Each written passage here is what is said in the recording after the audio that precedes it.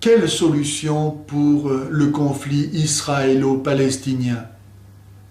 Répondre à cette question implique de reconnaître que l'histoire de l'État juif d'aujourd'hui est inséparable de l'histoire du peuple juif, vieux de près de 4000 ans, et lui-même inséparable de l'existence de Dieu. Car c'est Dieu qui a créé le peuple juif tout exprès pour donner une terre d'élection au Messie, c'est-à-dire au Sauveur du monde. Une terre d'élection, c'est-à-dire une société humaine pure de tout culte rendu aux démons, et ayant un degré d'élévation morale et spirituelle, une connaissance de la vérité de Dieu et de sa volonté, de l'homme et de sa destinée, suffisant pour reconnaître, accueillir et donner le Messie au monde.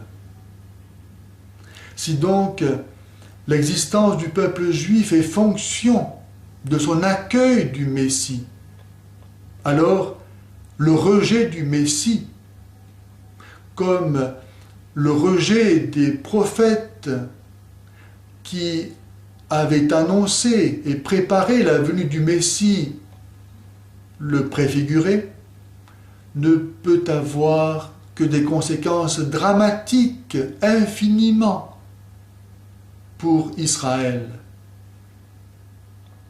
Mais qu'y a-t-il donc de si impossible à croire que Jésus de Nazareth soit Dieu fait homme, puisque déjà les Juifs, comme les musulmans, croient que Dieu a parlé par l'humanité des prophètes.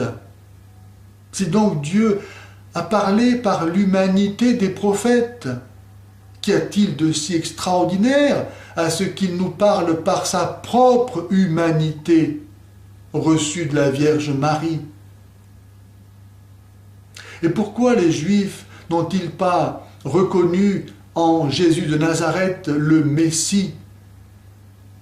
Parce que Jésus, notamment, faisait valoir que si le Dieu des Juifs était le seul vrai Dieu, alors il était aussi nécessairement le Dieu de tous les hommes.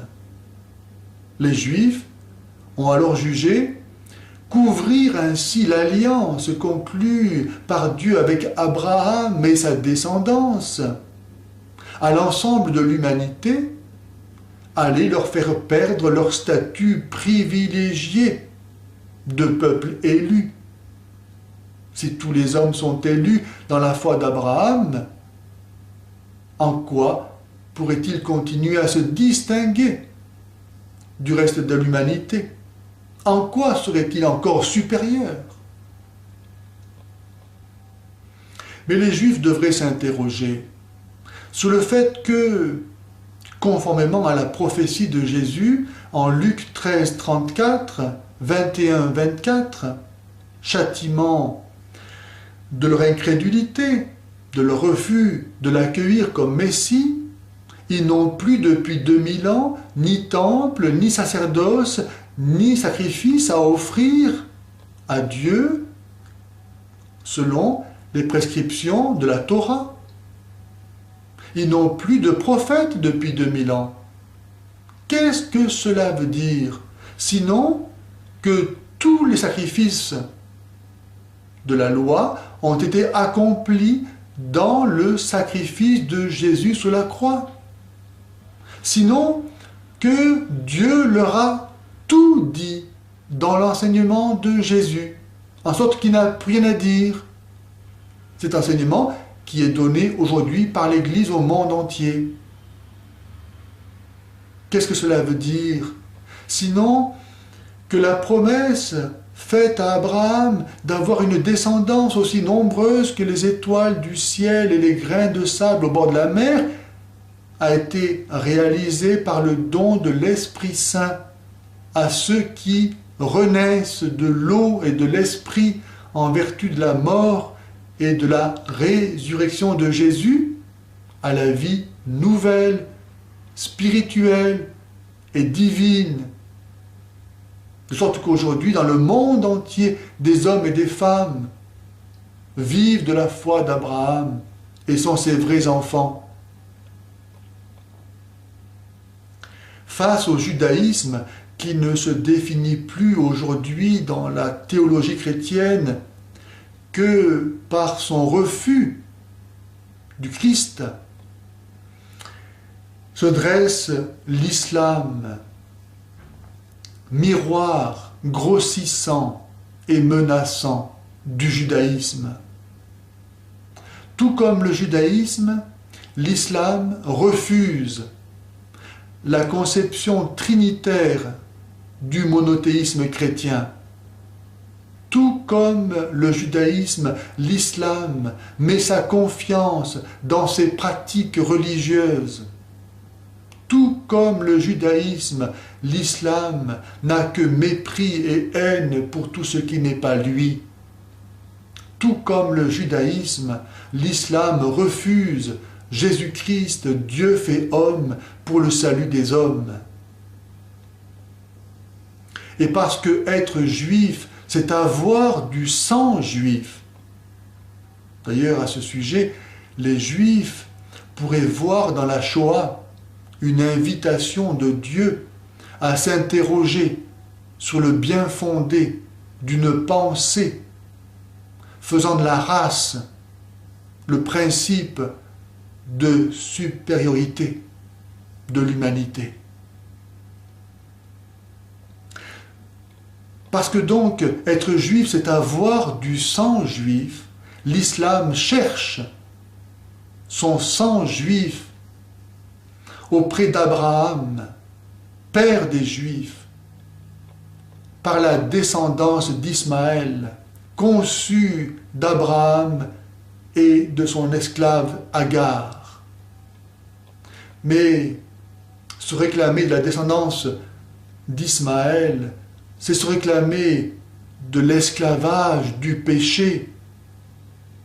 Car non seulement Agar était esclave, mais Abraham a conçu Ismaël dans le péché, en manquant de confiance en la parole de Dieu qui lui avait assuré qu'il aurait une descendance de son épouse légitime, Sarah, bien que stérile et âgée de plus de 90 ans.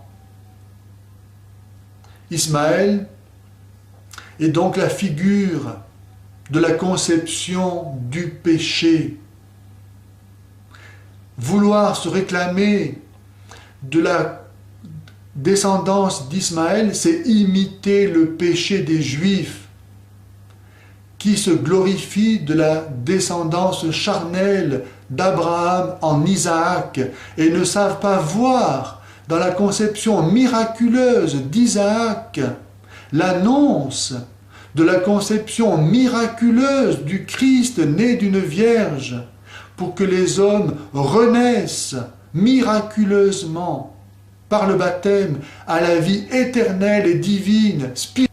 Bref, le judaïsme, comme l'islam, qui ne se veut pas être autre chose que la projection aux dimensions même du monde de ce qu'est le judaïsme, ne sont ennemis l'un de l'autre que parce que l'un et l'autre refusent le Christ. Dieu né d'une vierge, pour que les hommes renaissent tous en lui à une vie nouvelle et éternelle, la vie de Dieu. Et donc la solution à leurs différends, à leurs conflits, réside tout entière, et là seulement, dans leur conversion au Christ. Tant qu'ils ne seront pas chrétiens, le Christ sera pour eux le rocher qui les fait tomber, le rocher qui écrase celui sur qui ils tombent.